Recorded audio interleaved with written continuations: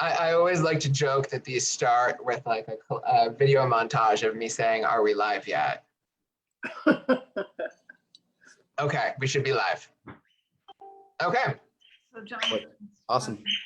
Let me let Margaret in. Let me set this to speaker view, and I can spotlight you, Armani, as well. So let me do that. Okay. Very good. So as I noted, first up, Armani White from the Yes on One Boston campaign. To talk about that. So Armani, take it away. Thank you so much, Jonathan, and shout outs to all of you all for giving me some time today to talk about this. There's really this historical campaign that you all will all have an opportunity to vote on this November at the general election. So again, this is just so you know the basics of it. This is a ballot question to amend the City of Boston's charter to give city councilors more say and power in the budget process, and also to institute and mandate participatory budgeting citywide, which we currently don't have in Boston.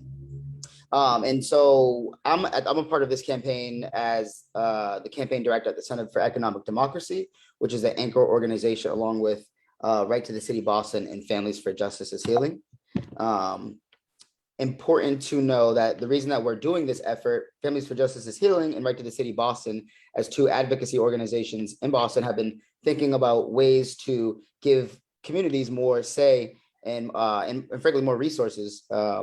So this effort kind of came out of that long-term push to figure out how communities and folks who represent us in our communities, our city councilors, more say, and also directly through participatory budgeting.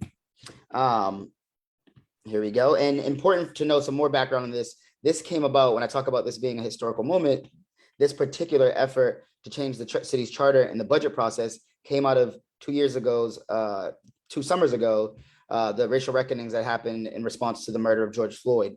Across the country, budgets, like cities' budgets, became like an area of like the target, and people were looking at them and thinking about how police were being funded versus other programs. And here in Boston, that happened too. And so Councilor Edwards, who represents East Boston and Charlestown, District 1, she made a kind of a commitment to her constituents and to folks in Boston that were upset about the budget in the city of Boston, that, hey, I'm going to come up with a better way for us as councilors to advocate for our constituents when it came to the budget. And I'll explain a bit more about how the process works and why this effort is needed, of course, and why everyone should vote yes on November 2nd. So Center for Economic Democracy, we're a part of this conversation because we actually, with Councilor Edwards, a number of years ago, convened a group of folks to research the city's the city's charter, the city's charter, how it came to be, the history, and actually look at a number of ways that we can amend and change the charter. And so we have a report that's coming out, that's not out yet, so can't direct you to it, but when it comes out, you'll all be the first to know, that talks about the different ways you can change the city's charter. And just fast forwarding here, important to know that right now this will be on the ballot this November 2nd. So this is like an opportunity for me to share to Ward 4 about the effort, the history, and push you all hopefully to endorse and to vote on November 2nd. So what is charter reform? Folks hear charter reform and immediately think charter schools. And that's important to share with you that it's not about charter schools. This is about our city's charter, which is a legal document that lays out all the essential rules for how our city government works. I imagine you all may know this as Ward 4 participants. Jonathan Cohen keeps you well in the loop on things. And also you all are just active and engaged residents. I know Carol Blair is not part of Ward 4, but we're neighbors, so I know you also stay on top of stuff. So again, like I said, we're going to release a report on the city charter. It's exciting if you're a politics nerd like me. But yeah, so this effort, folks, vote yes on 1 in November. It'll change the budget process. So important for folks to understand what the budget process is. It's like right currently, in order to understand how this would change the budget process. And for sake of time, I'm not going to go through as detailed as I would if I had a bit more time, but I will still go through the budget process. But it's important, yeah, again, that we're talking about the operating budget, not the capital budget, right? So it's about the programs, teachers, not the buildings, the infrastructure. Although that's something we could take on in the future if we decide. And currently we have a $3.6 billion budget, right? So that's a lot of money that our city spends and a lot, yeah, big budget. So it's important for folks to think about, what do we actually spend that money on? And yeah, I was going to say, this is a lot of information. So if anyone does have a question at any point, you could, I'm not sure how Jonathan runs the show here, but if you all like want to come off mute and ask the question or put it in the chat box, I'm happy to answer questions as they come up, but I'm going to keep going until I see questions. I also can't see the chat box here. So yeah, I'm going to need some help if there's chat box questions. But important to note that the budget right now, this is currently how it's broken down. This is taken out of the most recent operating budget straight from the OBM. And as you can see here, majority of our funding, of our budget is for education, and second is policing. And after that is admin finance. Folks are usually, when they see this, they're surprised to see that, 8% is split between housing and neighborhood development, energy and environment, arts and culture, et cetera. So one would argue that this pie chart might look differently if more folks had a say in it. Important also to know that this revenue where this revenue comes from. Folks will often say, "Oh, you liberal people are always playing with other people's money." Like, no, this is actually our tax dollars. This comes from property taxes, state aid, excise taxes. So this isn't. This is us being responsible about our money more than anything. And so, right, it's important to know how the current process works in order to explain how this will change it. But I guess before I do that, I should have asked this sooner, but who here already knows by show of hands about yes on one? Okay, I see a couple hands. That's a good sign. So good to know. And so, okay, so we're filling in for a lot of people here. That's good. I see a hand raised, Jonathan. That was just a hand showing that, yes, I'm familiar with. Keep going. Good. All right, and I got the chat box back. So awesome. So yeah, and so great. So how the process happens now currently, right? This current budget that we just saw passed, this is kind of who it's based off of. It's started by the mayor, whether it's acting mayor, current, or the mayor that's elected. The mayor leads the process with their Office of Budget Management and with the city department chiefs. Important to note that all these people are appointed by the mayor. And so this is a very kind of executive office centric process currently. And this is just 8 of the 20 different city department chiefs. So just wanted to give some exciting images instead of just talking at you without them. And it's important to know, right, who are these folks that lead these different departments and are responsible for how our money is spent and how programs roll out, et cetera. So other than these folks, all appointed by the mayor and the mayor themselves, city councilors have a say in the budget process. They get 2 votes currently. So unlike your legislators or your Congress or your people in Congress who get to actually have a say in the budget in their respective budgets, our city councilors get 2 votes, yes or no. And this is part of what Lady Edwards saw as an issue and why our charter amendment came to be. Let's see here, slides. Come on now. Let's go one more over. I'm gonna stop sharing and reshare because my slides are being temperamental. Any questions while I have my little tech snafu moment? Okay. Hearing none, I'm gonna just keep the ball rolling. David King reporting for duty. Love it. Right. So how is the process currently decided? I'm gonna speed through this. Jonathan, I'm doing okay on time? Okay. So again, how I mentioned earlier, the city of Boston has, their team, the Office of Budget Management, department chiefs that come together and basically decide what they want budgets to look like for the year. They come up with like a maintenance budget, they come up with an investment budget, a reduction budget. This is like getting into the weeds of the budget process, but I imagine you all kind of like the details. And essentially from December through March, OBM works with city departments, chiefs, and the mayor's office to basically come up with a budget that is then sent to city councilors. So, and again, I can't see the chat box. So if folks have questions, please do lift them up. The city council will receive it by the second Wednesday in April. And then they will essentially have hearings April through June, and then actually have their first vote on a Wednesday in June. They meet Wednesdays, where they always reject the budget.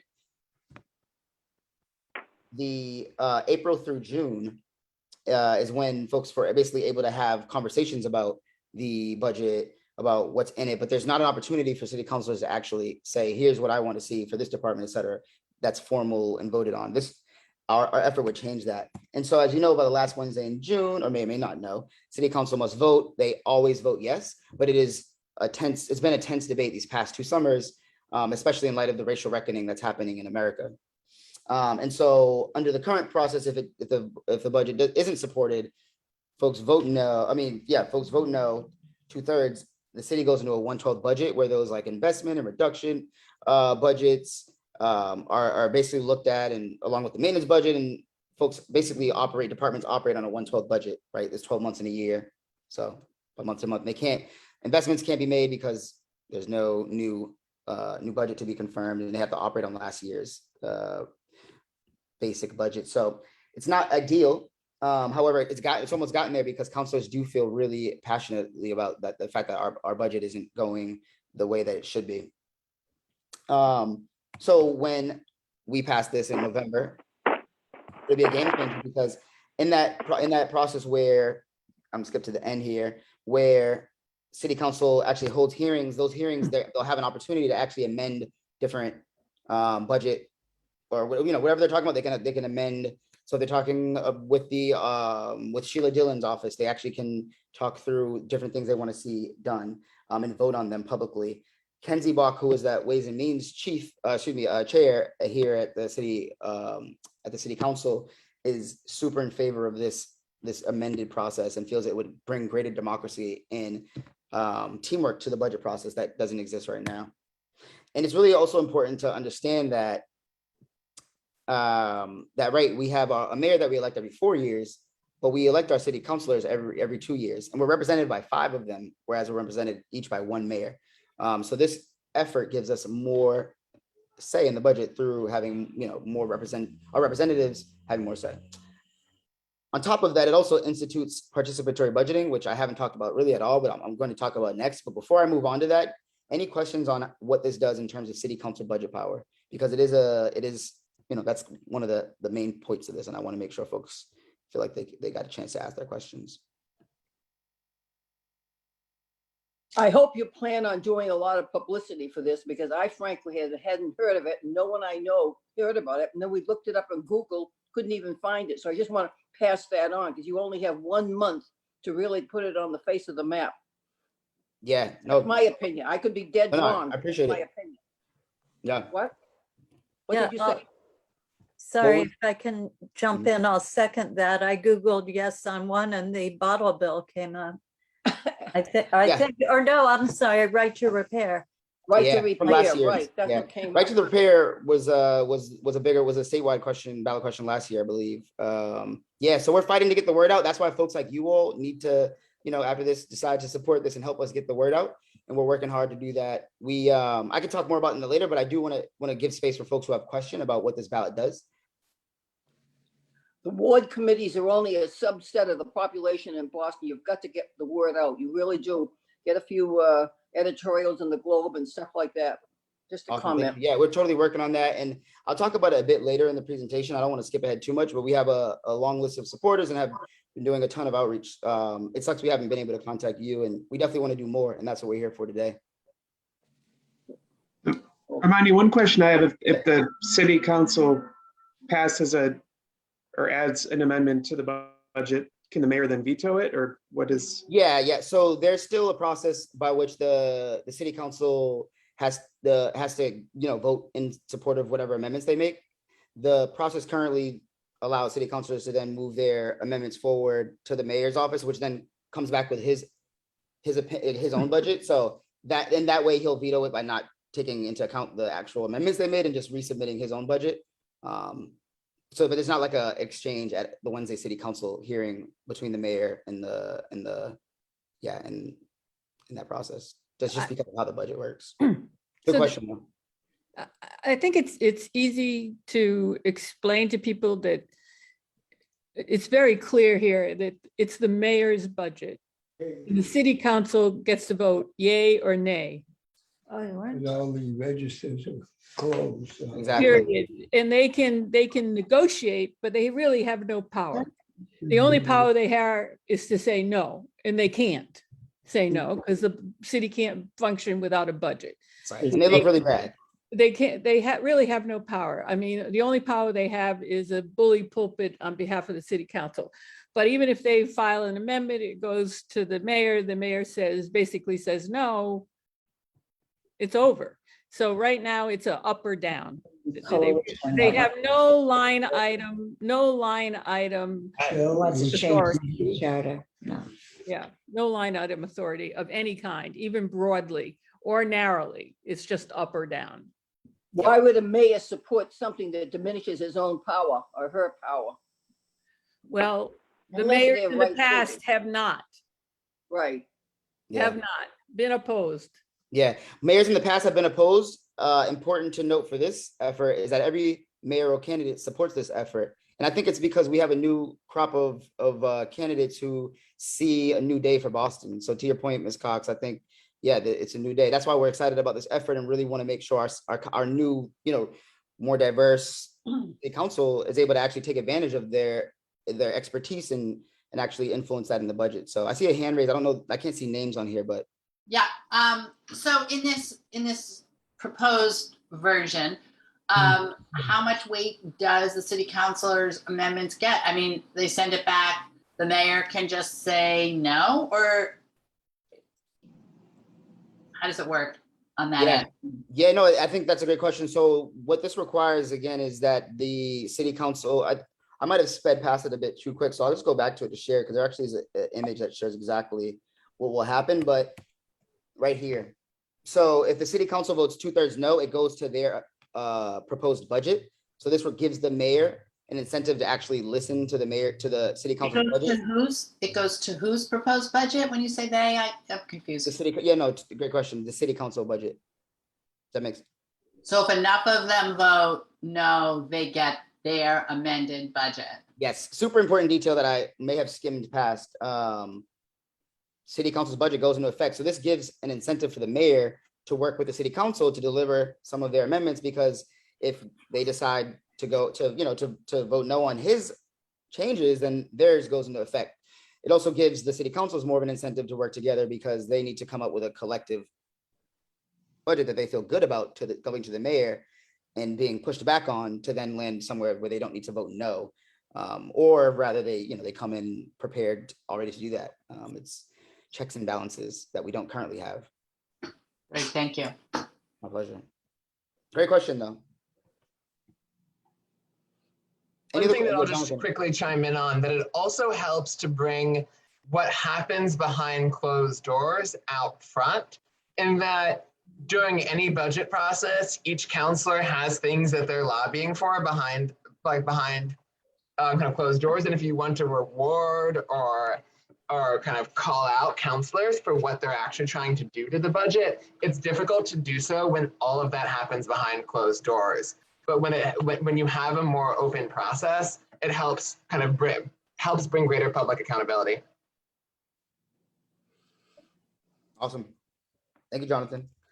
So talking through the next piece of this, participatory budgeting. So this would also mandate the city create an Office of Participatory Budgeting by 2024, an oversight committee that actually would ensure the process is racially just and equitable. So it's, the Office and Oversight Board, and then to fund it. And we're working with the participatory budgeting process and with Councilor Buck and Edwards to actually think through what the participatory budgeting process build out will look like. That does have to be figured out through future ordinance, but this charter amendment would mandate that the city does it. So they actually have to institute it. And some here may know that like Kim Janey, acting mayor, has actually in her last budget created the Office of Participatory Budgeting. She also was in support of this, and in order for this to have passed, she had to sign on to this. So I think that we'll see what happens with that office as time goes on, but the groundwork for that is already laid in this current budget. I think what advocates that I'm connected to that are leading this campaign effort are focused on is making sure that oversight committee is led by people of color, women, folks who represent working class communities to ensure that participatory budgeting is being used to solve also like problems that, you know, government hasn't been able to solve through the current budget processes. And we're wanting do you have staff? Do you have staff or a telephone number or staff or an office or what? Yeah, totally. We have all those things. What are you looking for? Like No, for the, I just wanted some contact info. I'll get that later. I want to know if you did have it. yeah, of course. Great Yeah, question. and if you have Bach and Edwards on your side, boy, they're great. Especially Bach, who's my city councilor. She's a crackerjack. You're lucky. That's good that she's on the side of this question. Yeah, all of the city councilors in the city council have voted in support of this unanimously, actually. Good. Yeah. So yeah, I think the other slides that I have here, and I think I'm Jonathan, we're probably at time here, right? Yeah, if you could wrap it up, and then maybe we can take like one question. Awesome. Yeah. So the goal right now is contacting 70,000 voters. We've touched about we haven't touched 70,000 voters yet, as Helen brought up earlier. But we're working towards that. We're working towards getting organizations like you all that actually do civic engagement, that are super voters, I imagine, to support this. We have lawn signs that are available on our website. We have a very lovely website, to your question, Helen, that has FAQs and contact information, ways to sign up for lawn signs, ways for individuals to volunteer. We have weekly dialers happening. We have we covered the polls this past primary with over 30 volunteers. Good. So we got out over 10,000 pieces of literature. So we're moving, but we didn't touch you, Helen. That's important. So we have to keep moving, and that's why we're Jonathan did when he sent out his committee notice. Beautiful. That's how I heard about it. Awesome. That's how we do it here. Democracy at work. So again, it's supported by all four. It's supported by a number of organizations other than my organization in the leading ones. We have the Massachusetts Nurses Association, Planned Parenthood. Ward 1 was the first ward to endorse this. Leading racial justice groups are supporting this. Student immigrant movement, Showing Up for Racial Justice. I'm going to stop now, but you can see that the list is growing by the day. We just had UFCW sign on, and so it's rolling in. We're getting the word out there. You're just getting the sneak peek, Helen. So that is basically question 4. Really want you all to go to our website and learn more about what we're doing. Endorse the campaign, sign on to volunteer yourself. These slides are a bit old, so they say the 14th, but we want folks to stand out on the polls November 2nd. We're making calls weekly. We are doing it all. So again, appreciate your time here today. And I really think that folks should, even if the Ward 4 doesn't decide to do this, should sign up and volunteer, because like I said, this is a historic moment. Folks like Mel King, Chuck Turner have advocated for ways to make our city's charter more racially just. And we're just continuing that torch. So thank you, Jonathan, for setting this up. And thank y'all for having me. Awesome. Thank you so much for that presentation. And would you be able to give us kind of a link to the slideshow? Because I'd love to be able to send that out in an email after that for either both people who are here and want to look at it again, or people who weren't able to join and want to take a look. Yeah, if you go to our website under Take Action, there's the link to the PowerPoint, a one-pager, leaflets, logos, social media stuff that you all can use. So I'll make sure you get that, Jonathan. Awesome, thank you so much. And if you could drop in the chat what the contact information is for people if they have any questions for you about the campaign or how to get involved. Awesome. So I think we get a round of applause. So next up, I'm going to bring up Carla Monteiro, candidate for at-large, and then after Carla, Senator Will Brownsberger. Back in July, I had noted that I would invite to one of our fall meetings any candidate who received the votes beyond those that we endorsed, who advanced. We did not have votes so we endorsed 3. 4 of them had received no votes at a meeting, so I wanted to invite Carla Monteiro to join us to kind of remind us a little bit about our campaign and take any questions that people might have. So Carla, I'll welcome you up now. Thank you, Jonathan. And I just want to ask how many minutes do I have? And quick, before that, let me just, for the sake of, if folks can mute themselves when they're not talking, that just helps everybody for sound. Okay, and then I'll put you on spotlight, Carla. Okay. Hello, everyone. Thank you so much for inviting me back. I'm excited to see you guys. Carol, I'm always looking for you, and you're cool here, so you always look fabulous. I just want to say hi. It's great to be here today. Thank you so much for having me. My name is Carla Monteiro. I am a mom, a social worker, a community advocate. I grew up in Dorchester. I have experienced a lot of trauma, have lost a lot of friends to gun violence in the prison system. My family has experienced eviction. And as a young mother, I was on the brink of homelessness, dependent on welfare to survive, and experienced food insecurities as well. I was able to use some city resources like the Home Buyers Program and the Dress for Success for clothing for job interviews, Jewish Vocational Services for job training. And so I use my own example as the example of the platform that I'm running on, that if people's basic needs are met, people can thrive. And so I was able to purchase a triple decker in Dorchester, where I moved my whole family in, my mom and my siblings and my stepdad, and also was able to return to college 14 years after graduating from high school, and attended Quincy College, Bridgewater State University, and ultimately obtaining my master's at Boston College a few years ago. I currently work as an addiction social worker at Brigham and Women's Hospital, and as an emergency psychiatric social worker at Children's. And so I'm running for office because I see a lot of the same gaps in services that I experienced all those years ago. I, as a community member, I have given back all my life, and during the pandemic has contributed and donated masks and PPE kits and dropped off food to our most vulnerable members of our communities. And, so my campaign is focusing on meeting the basic needs of residents. And that means ensuring that every family is on a pathway to housing security rather than a pathway to displacement. Investing in equitable education for every child in Boston, one that sets them on track for a more prosperous future.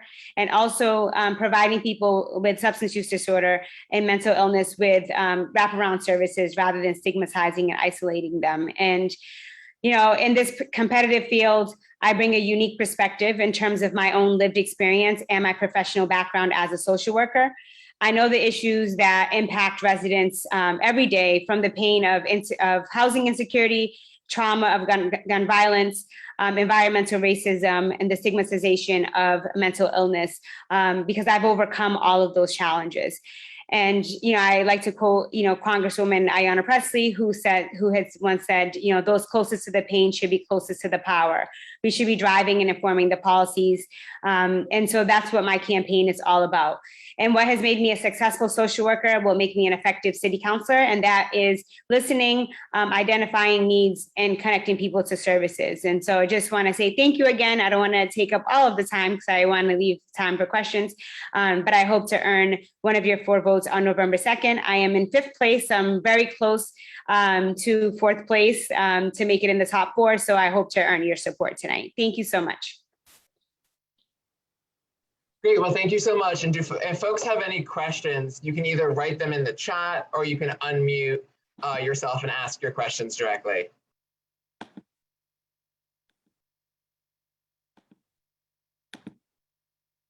Paul. I was just wondering, what are you planning to do to increase transparency and responsive results in terms of constituent service requests? Because I know in a lot of neighborhoods, people have been asking for basic nuts and bolts stuff like traffic stuff, crosswalks, garbage pickups, rodent control, and they're not hearing back from their counselors.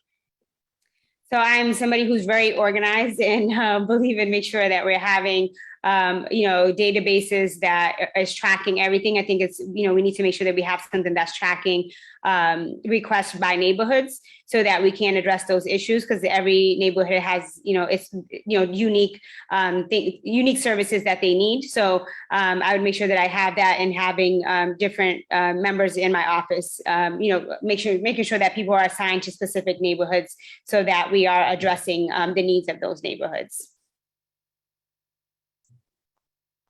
Carla, I'd like to say, first of all, congratulations. Coming in 5th in a crowded race is pretty impressive. Thank you.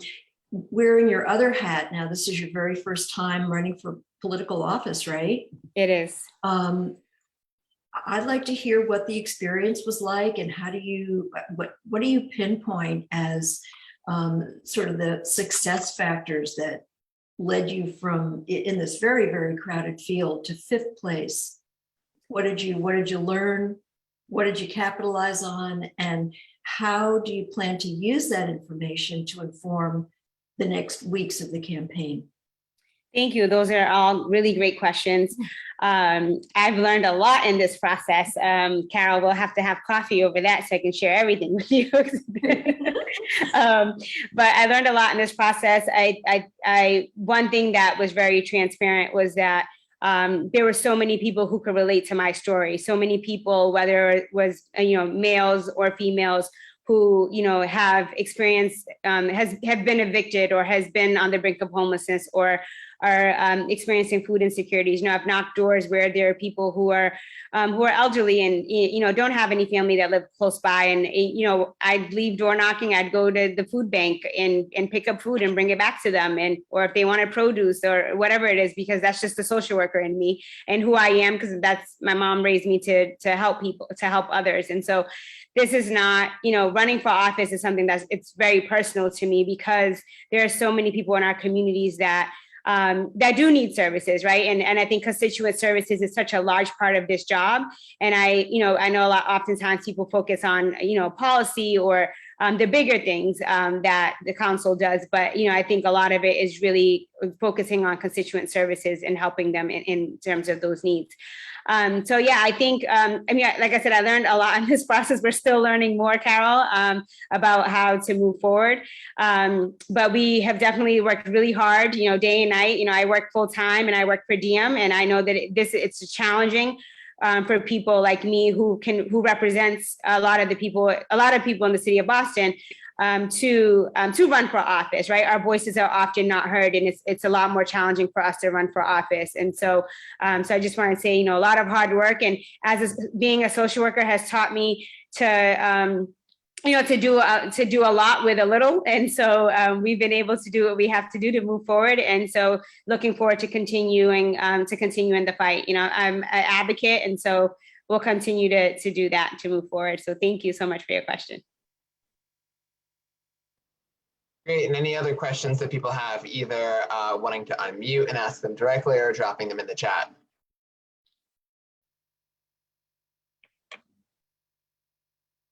Going once with questions. Going twice. If not, I'll throw in one, and it might be the last.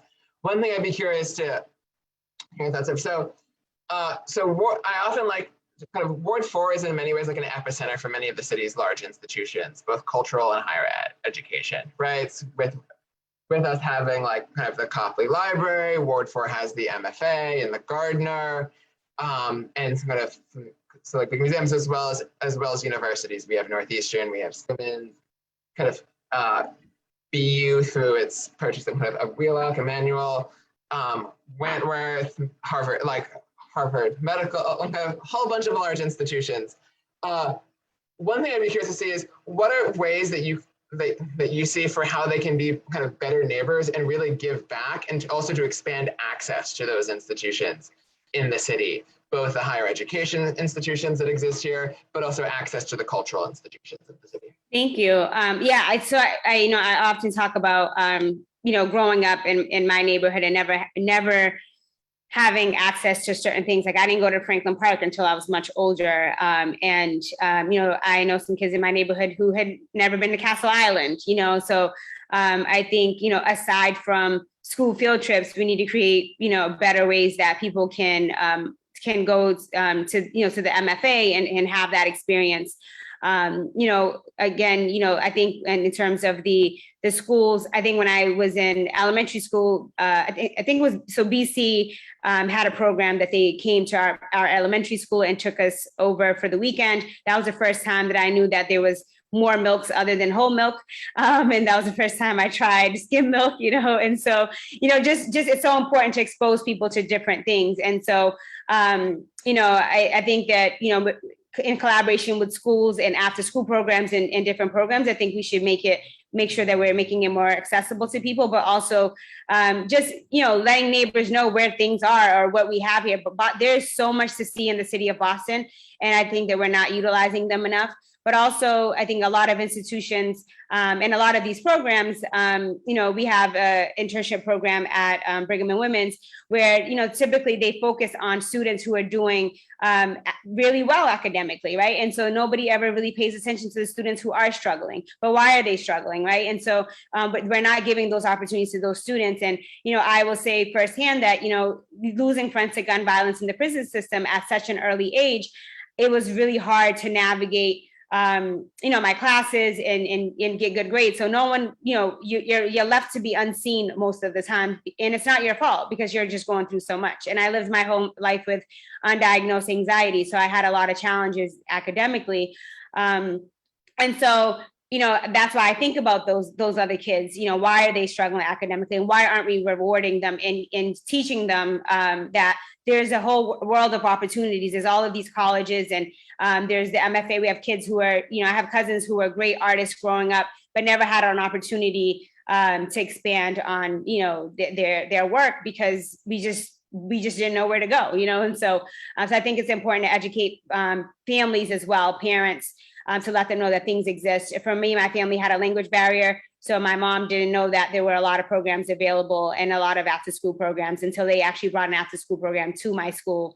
And that's where I had access to those services. So I think it's just really making sure that we are connecting people no matter where we are, whether it's, taking the seniors on a field trip to the MFA, whatever it is. I think we just need to make it more accessible for people, no matter how we do that. But we do need to do more of that.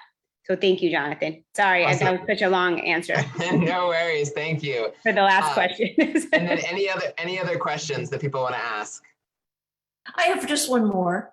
Carla, if you had your pick of city council committees to chair, what would you claim as your turf?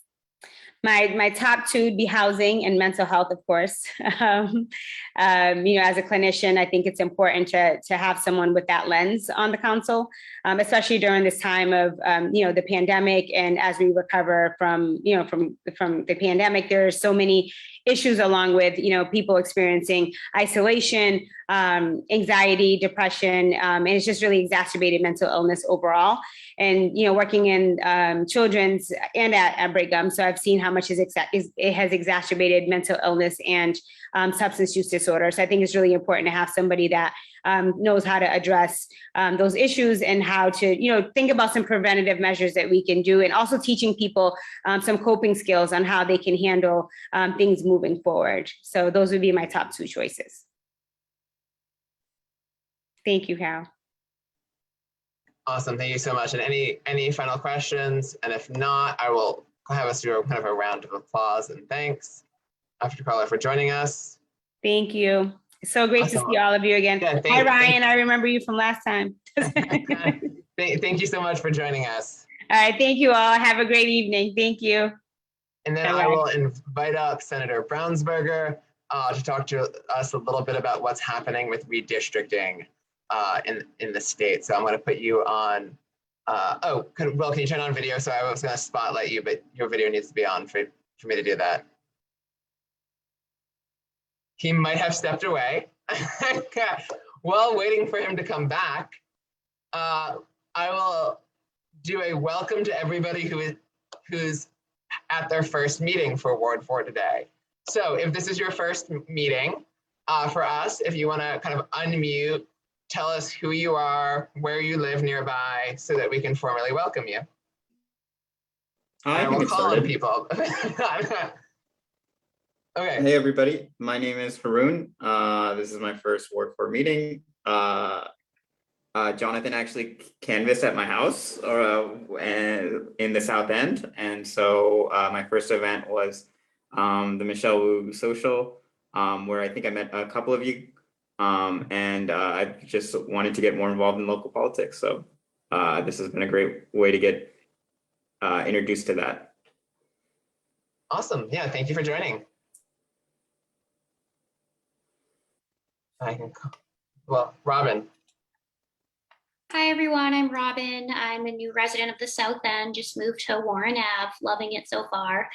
I grew up in Dorchester. I also lived in Mission Hill, was involved with Ward 10, and most recently lived in Fenway.